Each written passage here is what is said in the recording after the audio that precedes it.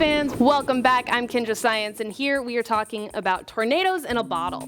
So this is two 2-liter bottles connected with this connector piece here in the middle.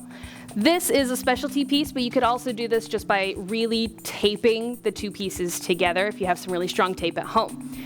Fill the bottom of the 2 liters with water, and then carefully flip them over. You get the water draining from the top into the bottom, but it's not draining very quickly. In order to make it move faster, we need to move the water itself faster by spinning it.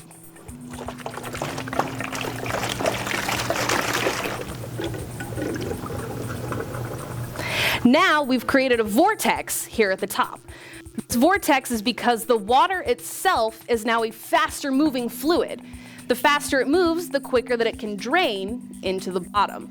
Liquids and gases are both considered to be fluids. So as we get this spinning around, we have our faster moving fluid, and that has lower pressure.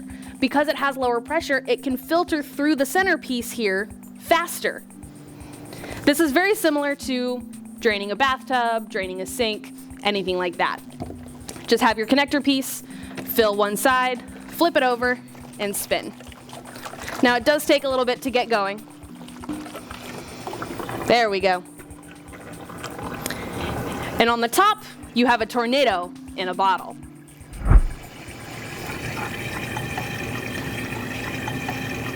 I hope you guys enjoyed that demo. We hope you enjoyed hanging out with us today. I'm Kendra Science here at Science Museum, Oklahoma, and we're excited to see you back here again. Bye.